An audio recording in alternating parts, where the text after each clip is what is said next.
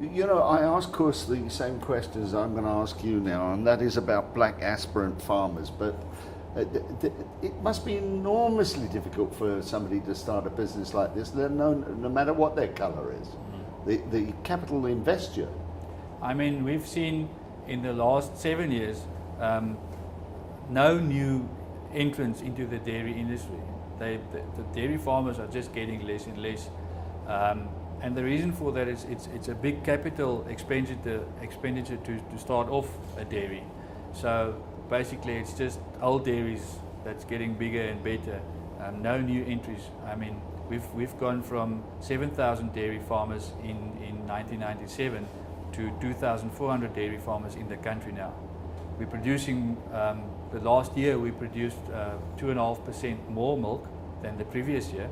So we're growing the industry, but the number of farmers are just going down and down. Do you know how many litres a month, for instance, in milk is consumed in South Africa? The South African market, we produce 2.6 billion litres annually. So if you divide that by 12 months, it's about 9 million litres daily. And how many dairy farms is that split over at the moment? Because you say you're losing farmers. So how many farms does that get split over? It's 2,600 farms in South Africa. Dairy farmers? Is that all that supply all that milk? 2,600, yeah. That's quite surprising, really, Yeah, isn't it? yeah. So what we're saying is really we can't afford to lose any more farmers. No. And we have to address certain situations in this country. Yeah. So if you feel sorry for the government caught in this conundrum, what is the problem then? Is it that we're not talking to each other? I think we must work harder on getting government involved in our industry and that they can actually realize what's going on. I mean, you mentioned something about small farmers coming into the industry. That's impossible. If you want to milk 20 or 30 or 40 cows, it's not viable. So even on that level, we need to talk to them. And if they want to get black empowerment into the dairy industry, we should rather look at a 2,000 cow unit and empower a lot of people in one big unit. But we can't give this guy 20 cows and that guy 30 cows. It doesn't work. Yeah, the small farming system seems to be a thing of the past. You're okay for vegetable gardening, isn't it? And that kind of growth. Yeah. But when it comes to dairy farming, it's a different story. Yeah.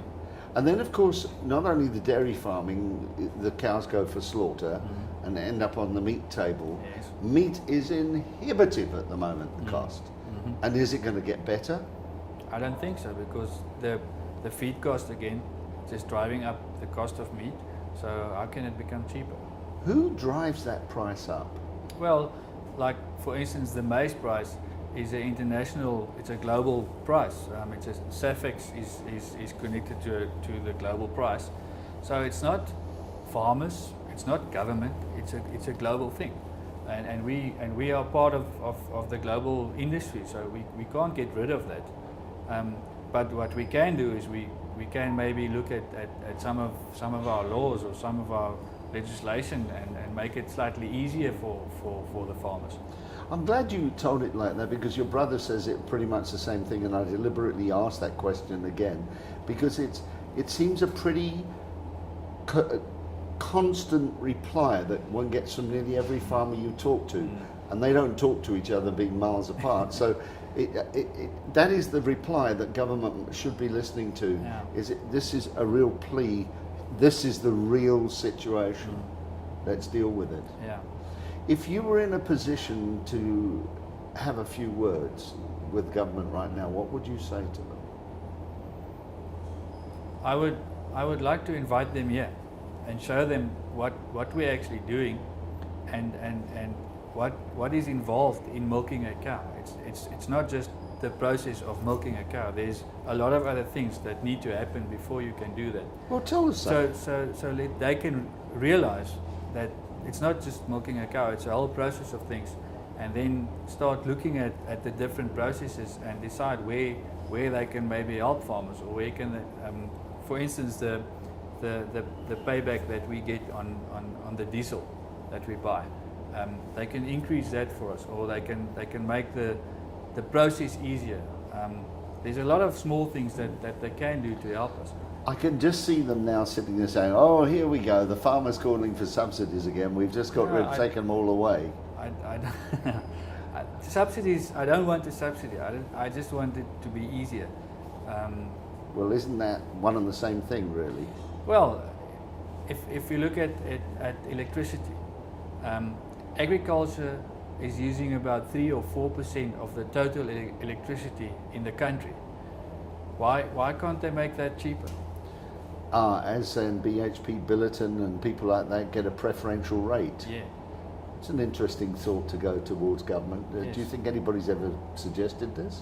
I'm not sure. I don't know. Maybe Agri-SA. I don't know.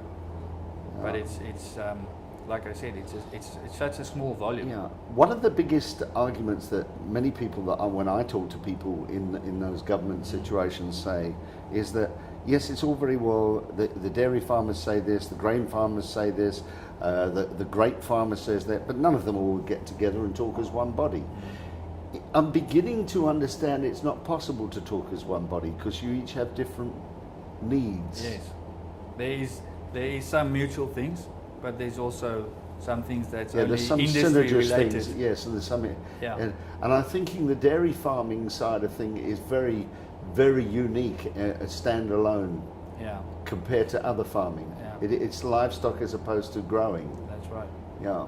To give you another example where government may help us is if you look at Transnet, the railways, we pay to get all our maize here from up north, which is about 2,000 kilometers. We pay up to 500 rand per ton on transport. So if the railway was still in working condition, that would have cost us 200 rand a ton.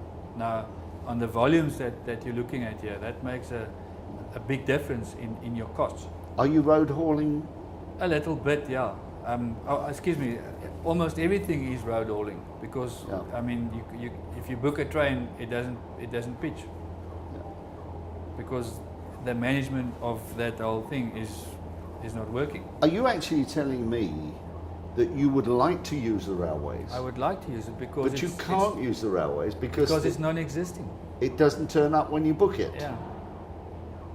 Is that that's true? True. I mean, I can take you to Nova Feeds that I buy my feed from, and they booked a train last year to bring down maize to their factory in Malmesbury, and the train just didn't pitch, and they were running out of maize in the factory, so they had to put that load on trucks at a cost of 90,000 rand a day extra to get that maize down here to the factory, and that's cost that adds up, and it comes down to the farmer.